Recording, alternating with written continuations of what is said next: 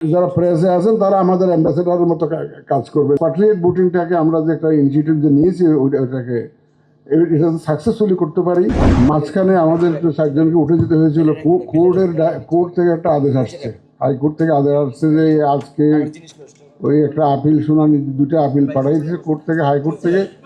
আজকে ওই ওই যাদের আপিল ছিল তাদেরকে বসিয়ে রেখে আপনাদের এখানে আসছিলাম। তো এখানে কিছুক্ষণ বসে আপিল দুইটা শুনানি দিয়ে শুনানি করে আবার আসলাম। তো মাঝখানে আপনাদেরকে ফেলে যেতে হলো, আমি অনেক কিছু শুনতে পাই নাই। যাই হোক, আপনাদেরকে ধন্যবাদ। আজকে নিশ্চয়ই আপনাদের টেকনিক্যাল ডিটেলস আপনারা জানতে পেরেছেন। আমাদের ব্রিগেডিয়ার সালেম সাহেব এবং আমাদের যে মান্যবর রাষ্ট্রদূতরা আছেন, ডিপ্লোম্যাটরা আছেন, তারা তো নিশ্চয়ই জবাব দিয়েছেন। একটা জিনিস আপনাদের কাছে আপিল করব কি, একটা জিনিস অ্যাপ্রিসিয়েট করতে হবে, আমাদের সবাইকে বুঝতে হবে। আমাদের ধর্মে আছে যে we have to be very passionate. ধৈর্য হচ্ছে মানুষের বড় গুণ। আমরা এমন একটা ইনিশিয়েটিভ নিয়েছি যেটা it has never been tried in this country in last 53 years. কোনোদিন চেষ্টা করা হয় না, কেউ এই রিস্ক কেউ নেয় নাই। আমরা আমাদের মাননীয় প্রধান উপদেষ্টা যখন ঘোষণা দিলেন, আমরা অত্যন্ত সাহসিকতার সাথে এই রিস্কটা নিয়েছি, নোয়িং ফুললি ওয়েল যে এর মধ্যে বহু ঝামেলা আসবে, বহু চ্যালেঞ্জ আসবে, এবং আমরা একটা অজানা এরিয়াতে ঢুকে পড়েছি। এবং আমরা শপথ নিয়েছিলাম, কমিটমেন্ট ছিল যে যেটা আমাদের, এটা আমরা বাস্তবায়ন করবই এনিহাও। এবং এই বাস্তবায়ন করার প্রক্রিয়ার শুরু থেকে এ পর্যন্ত আপনাদের সহযোগিতা আমরা পেয়েছি। আমি যে দেখতাম সবসময় আমাদের যে ওই স্ক্রিনটার সামনে সাংবাদিক ওনারা ঘোরাঘুরি করতেন সবসময়, যেখানে ফিগার দেখা যাচ্ছে, এটা সবসময় থাকতেন আপনারা। আপনাদের সহযোগিতা না পেলে আমরা এতটুকু আসতে পারতাম না। ওই সোশ্যাল মিডিয়াতে আমাদের বিরুদ্ধে লেখালেখি করে টোরে 12টা বাজায় দিত এই আমাদের এই ইনিশিয়েটিভে। আপনারা আছেন বলেই, আপনাদের আসেন বলেই, আপনাদের কাছ থেকে তথ্যটা, মানুষ সঠিক তথ্যটা পায় বলেই কিন্তু আমরা এই প্রক্রিয়াটাকে এগিয়ে নিয়ে যেতে পারছি। যে কোনো একটা নতুন উদ্যোগে কিছু হয়তো বা ভুল ত্রুটি হতে পারে, মিসআন্ডারস্ট্যান্ডিং হতে পারে। আমি ভুল হয়েছে বলবো না, অনেক সময় আন্ডারস্ট্যান্ডিংটা ক্লিয়ার হয়ে গেলে, কনফিউশনটা ক্লিয়ার হয়ে গেলে দেখবেন যে নিজে নিজে বুঝবেন যে না, এখানে আসলে অন্য কোনো মোটিভ কাজ করে না, এই জিনিসটা হয়েছে। এই যে সত্যিকার অর্থে কী ঘটনা ঘটেছে সেটা অনেক সময় না জেনে, না জানার কারণে অনেকের মধ্যে একটা অন্য ধরনের চিন্তাভাবনা আসে। আর এখন তো জানেন আপনারা এআই এর যুগ। এআই নিয়ে আমি শঙ্কা একদম প্রথম থেকেই প্রকাশ করে আসতেছিলাম যে it will B a big challenge for us. এবং এই চ্যালেঞ্জ মোকাবেলাটা হবে আমাদের জন্য একটা বড় ধরনের একটা সমস্যা হতে পারে, এরকম একটা আমি কিন্তু প্রথম থেকে গোড়া থেকে বলে আসছিলাম। তো যাই হোক, আজকে আপনারা অনেকক্ষণ ধরে সময় ধরে শুনলেন এবং অনেক প্রশ্নের জবাব, আমি আশা করি যে অনেক প্রশ্নের জবাব আপনাদের ছিল, ওগুলো হতো আমাদের টেকনিক্যাল সাইড।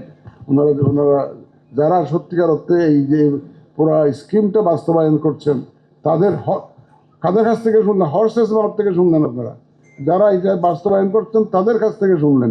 এবং আমাদের যে এই যে অ্যাম্বাসেডাররা বিদেশে আছেন, যারা আমাদের পার্টনারের মতো কাজ করছেন একদম ওখানে, এবং ওনারা কিন্তু গো বিটুইন আমাদের যারা ভোটার, বিদেশে প্রবাসে যারা আছেন, এবং আমাদের যে যারা টিমে কাজ করছেন, তাদের মধ্যে গো বিটুইন হিসাবে কাজ করছেন কিন্তু আমাদের অ্যাম্বাসেডাররা। কোনো সমস্যা হলে ওনারা আমাদের এমবেসিতে যোগাযোগ করছেন, তারা immediately they are jumping over to solve the problem, to address the challenges. অত্যন্ত সহযোগিতার মনোভাব নিয়ে আমাদের এমবেসিগুলো কিন্তু কাজ করেছে। যেই একটা সমস্যা আসছে ওনারা যোগাযোগ করেছেন, ওনারা এগিয়ে এসছেন how to address this issues. এই যে 120টা 122টা দেশ থেকে আমাদের প্রবাসীরা এনরোলমেন্ট করেছেন। চিন্তা করতে পারেন, 122 রকমের কালচার, 122 রকমের নিয়ম কানুন, পোস্টাল ডিপার্টমেন্টের 122 রকমের আইন কানুন। আমাদের দেশে পোস্টাল সিস্টেম একরকম, এক দেশে পোস্টাল সিস্টেম এক রকম। এত কিছুকে অ্যাকচুয়ালি রিকনসাইল করা, ইটস এ রিয়েল চ্যালেঞ্জ। কিন্তু এই চ্যালেঞ্জ মোকাবেলা করে আমাদের টিম কাজ করে যাচ্ছে, আমি ওনাদেরকে ধন্যবাদ জানাই।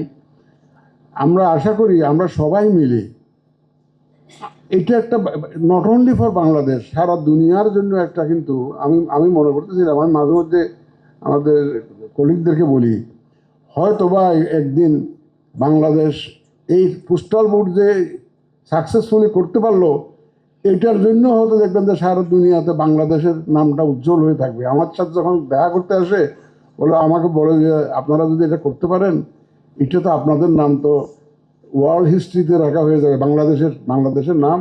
কারণ অনেক দেশ এটা করতে পারে নাই, তো আমাদের আশেপাশের দেশটা কেউ তো এইভাবে সাকসেসফুলি করতে পারে নাই। আমরা প্রথম বছরে মোটামুটিভাবে যেটা করছি, আমরা এখনও আমাদের কার্যক্রম যেটা যে আমরা এ পর্যন্ত দেখছি, তাতে খুব একটা খারাপ হয়েছে বলে আমরা মনে করি না।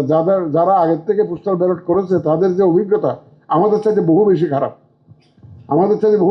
সেই দিক থেকে আমরা কিন্তু এখনও কিন্তু এগিয়ে আছি যে, কিন্তু আমাদের এখন ধরেন এই জেলখানা থেকে ভোট দেওয়ার ব্যবস্থা করা, এই যে যারা চাকরি বাকরি করে বা কনস্টিটিউয়েন্সির বাইরে থাকে, সিস্টেম আছে, কোনোদিন কেউ ট্রাই করেনি, তো আমরা এটা করেছি।